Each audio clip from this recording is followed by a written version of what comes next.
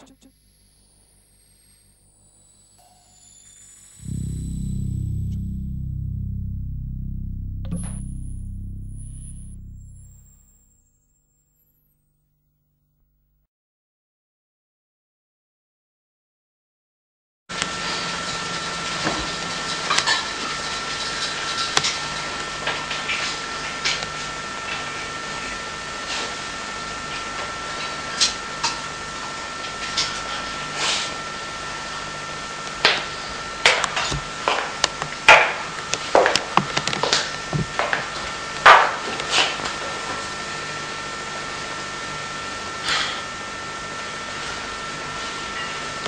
truth is, I used to know a place that was better.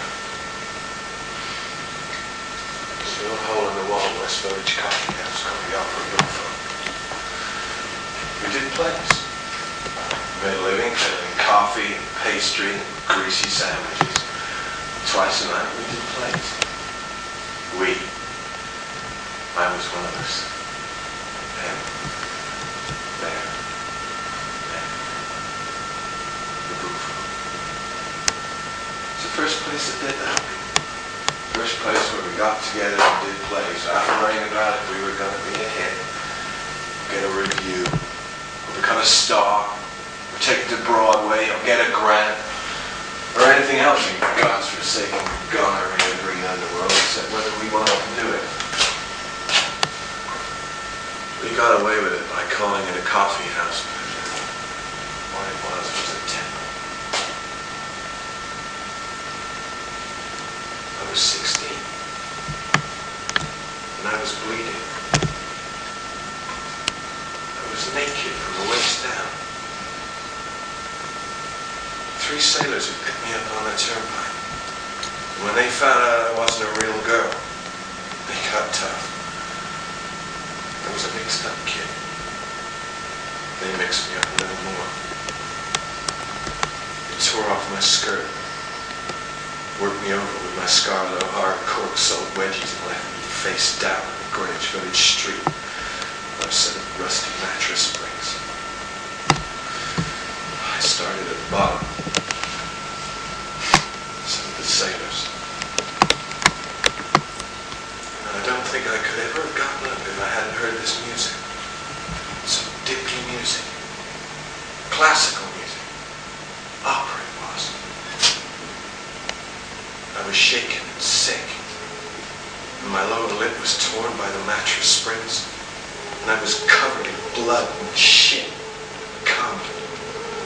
I thought I'd lost my left eye.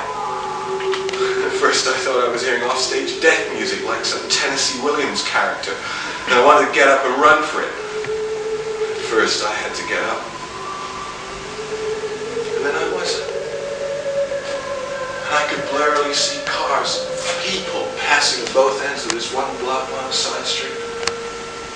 And I saw a cop silhouette at the end of the street, like a penguin piggy bank. I was scared and shivering like the time they circumcised my baby brother. But I started dragging myself along the street like an alligator, groveling toward that music. Some soprano cracking the top of her skull with high notes. And pretty soon I reached his dreary doorway, and I was by then, believe me, in no shape for the senior prom.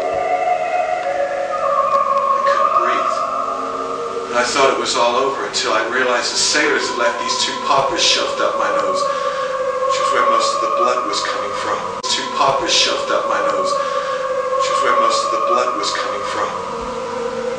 So I sneezed those out so I could breathe a little, and inch by inch I dragged myself along those colorful West Village walls towards this looping, soaring sound.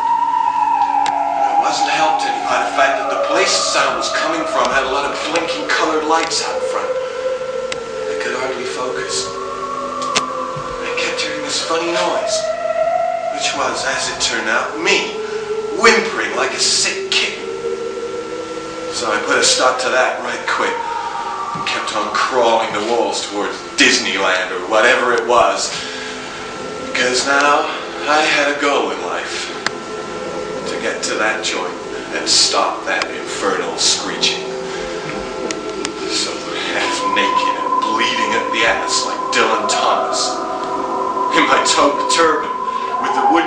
pipes rattling, I trailed Gore right up that ditzy damn street until I stood wavering in front of this unlikely place with the name Opera Buffo across the front doors in green and gold glitter. And I fell against the doors, and they fell open, and I would have fallen too if my turban hadn't got tangled in this mobile over the entrance. So there I was, clawing up my hair and yelping.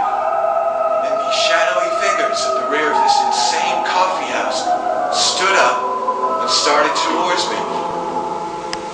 There were all these little flickering little ice cream lights everywhere.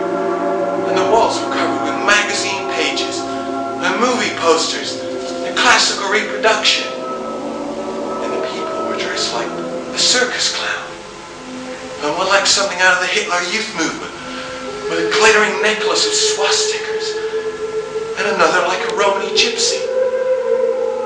And on this little stage in the center, a blonde girl, like Botticelli's Venus, was doing a dance with a quadruple amputee. I thought I flipped.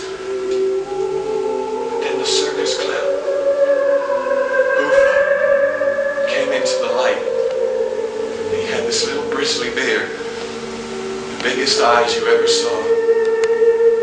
He said in this atrociously phony Italian accent, "Start the show again, Bambini. We hope the customer."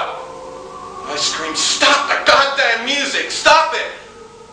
And then he saw what I looked like and he yelled, "Stop the Casta Diva!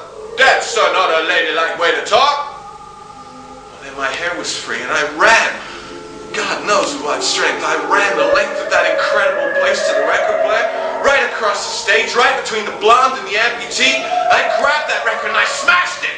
And then I smashed the pieces. And then I danced on them. And then I fell backwards right into the arms of the gypsy and the Nazi and the Corsican clown. And on the crumbling ceiling was a James Montgomery flag poster saying, "Uncle Sam wants you." And the clown said, "Mamma mia, here's another one, and us not making enough to feed ourselves." Because you see, right then, immediately, he knew for certain I was always going to stay.